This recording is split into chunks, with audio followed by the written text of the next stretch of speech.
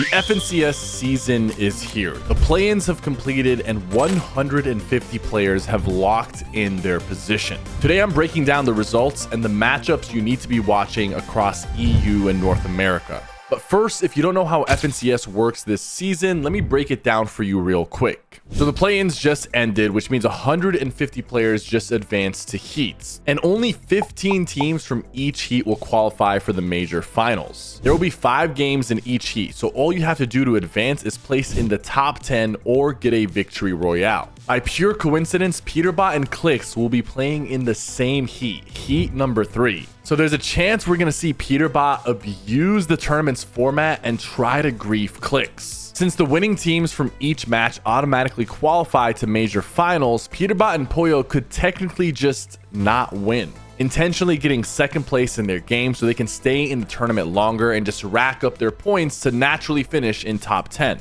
This would allow them to keep contesting Clix and Higgs if they wanted to do so. Now, I'm not saying that's what's going to happen, but Peterbot has said he isn't going to let them qualify past heats. So we're all going to be watching Heat 3 with a close eye on how things actually play out. All 3 heats will be played on separate days this weekend, so there's going to be a ton of great matchups going on in North America and EU. And if you're wondering, Heat 3 will be played on Sunday. But what can we expect from heat number 1 in North America? You'll see some recognizable names like Bucky and Zen, Agers and Ritual, and some other solid tier 1 pros. Honestly though, out of all 3 heats on NA, this one looks the most chill. There's a little bit more breathing room. However, you can expect to see Shadow and Virgo dominate in this lobby. During play-ins, they were the duo that dropped the most kills with 250 eliminations over the tournaments. And with their earnings in the most recent Evaluation Cup, they've proven that they're more than just fraggers and they can also play for the win. The most unexpected performance from the play-ins came from Javi and Aminish. They topped the leaderboard in first place with 4 wins, beating out duos like Clix and Higgs by over 100 points. Combined, these two have over $100,000 in earnings, and more than half of that was just from this last year. They're not household names like some of these other guys, but with the way they're playing, they might just be one day. I actually remember playing a duos tournament with Aminish back in chapter 5, so it's cool to see that he's doing really well. Now in heat number 2, we're going to see a lot of big names. Muzz and Sphinx came out of the play-ins in second place overall with the highest damage ratio in all of North America. Right behind them in third is Dolzier and Ishu. They were the only team to win 6 games across both days of play-ins. And since they only really need 1 good game to qualify for the finals, we should be expecting this team to compete at the end of the month. Definitely expect this team to make it to Grands. Now I have to talk about Cooper and Reed. Cooper won the FNCS Invitational with Mero back in 2022. Mero is the most decorated controller player in all of Fortnite history. He has the most FNCS wins out of any controller player ever with 6 in total. Now, Cooper is teaming up with Reed, who's arguably the best controller player in the game right now. So this is definitely another duo we can see pop off in heat number 2. And then there's Vino and Curve. These guys dropped an insane 40 kill win on day 1 of the play-in, but then they turned around and dropped another 40 bomb in the Evaluation Cup after qualifying to heats. I also want to give a quick shout out to 3 members of the PK Hood Discord that qualified to heat number 2: Amplify, Lorzies, and Enough. I'm really proud to see members of my own Discord keep up with tier 1 pros, and I'm going to be interested to see how they do in these heats. Heat number 2 has some other great matchups as well. Cold and Rapid, Acorn and Bolts. There's going to be a ton going on that we get to watch. But all eyes will be on heat number 3. This is the most anticipated heat in all of FNCS. We have the biggest rivalries in Fortnite between Clix and Peterbot, and you can't forget Josh Riley and Iyamzo having their own history with Clix. Both Peterbot and his duo and Iyamzo and his duo don't want Clix to qualify, so we'll have to see if these teams actually decide to try to stop him from making it to the finals. I doubt Peterbot and Pollo would risk their own qualification to do it, but anything could happen. P and Pollo would have to have a dominant performance in the first 2 to 3 games without getting a victory royale, and then they could decide to try to stop Clix. But while doing that, they have to make sure that there's no chance they slip out of the top 10. However, at the end of the day, I'm expecting all 3 of these duos to actually just make it to the finals. But we also have some underdogs to root for in heat number 3, because we got Oliver OG, Noah W Plays, and my Pro-Am duo Moxie competing in heat number 3. The tough part for these underdogs is all of them are contested at their drop spot. But all it takes is 1 good game and they can pull through to a top 10 or maybe even steal a victory royale and qualify for the grand finals. Now let's move over to EU. We have some heavy hitters in heat number 1 like Marius, Pink, Vico, and Malabuka, but the spotlight has never been brighter than it is for right now with Shark.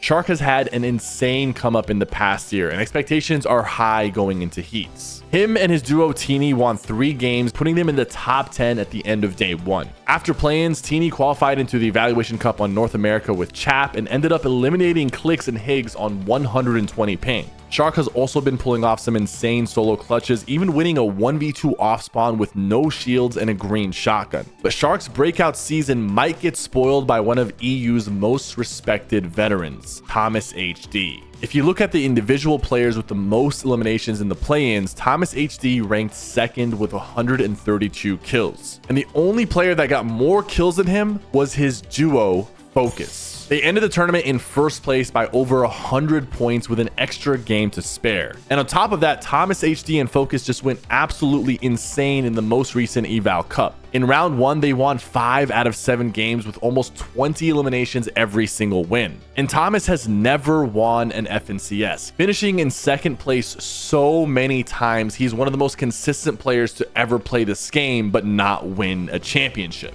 So you know he will do whatever it takes to win. Now for heat number 2, it's interesting for a couple reasons. Mr. Savage teamed up with Velo. They finished 8th place in the play-ins and made it through to qualify to heats. Heat 2 has a lot of veteran players like Reason, Tayson, and Seti. But compared to other EU heats, this is probably the most approachable lobby. This might be the best case scenario to see Mr. Savage make it to another FNCS Grand Finals. Heat 2 may be easier, but Swizzy and Pixie are one of the best duos in all of EU, and they're also in this heat. These two came out of the play-ins in 2nd place on the EU leaderboard and have had the 3rd highest average eliminations and the highest damage ratio in all of EU. Between the two of them, they have won 5 FNCS championships, which proves that Swizzy and Pixie are a strong contender to win it all in the majors as well. And then there's heat number 3 on EU, and just like NA, it's a stacked one. The top contenders here are Sky and Scroll, Darm and Demas, and Chino and Pablo. Any one of these 3 teams could realistically win in this heat and move on to finals. The underdog story I want to highlight here is Moneymaker and Fnajan.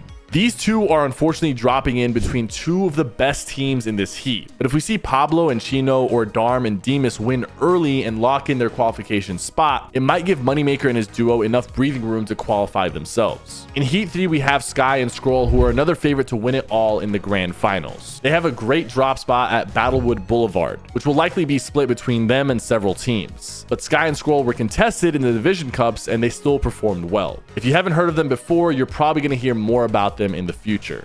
But before I finish up, I want to talk about the last chance qualifier, because a ton of favorites didn't make it through the play-ins and this is their last chance to make it to the finals. We saw a lot of newly formed duos struggle in the play-ins. Turtle dropped Mongrel 48 hours before FNCS to play with Zandy, but they didn't even end up qualifying to heats. This left Mongrel having to find a new duo, which he did 30 minutes before the first play-ins with Ping. And even though they did well in day 1, they weren't able to clutch up in day 2. Mongrel and Ping did not stick together after play-in, so Mongrel's gonna be playing with a new duo, Pradaj. Queasy and Murstache are defending global champions, but since the format changed from trios to duos, they have both found new teammates, and both of them did not qualify to heats. 2 of the best players from last season will have to prove themselves in the last chance qualifiers for a chance to make it to the finals. We also saw Osid and Scared not qualify for heats, which was probably one of the most unexpected duos to not qualify in North America. However, we did see them bring back some of that momentum in the Evaluation Cup, getting 3 wins. A lot of duos were struggling in the play-ins, but they still have a chance. Only 15 teams from each heat will advance to the major finals, which means there will be 5 spots up for grabs in the last chance qualifiers. Anyone who has played a divisional cup this season is able to play in these qualifiers, even if you're in Division 5. In the first round, players will have 3 hours to play 11 games, and the point format is heavily weighted towards placements, so only the most consistent teams will make it through.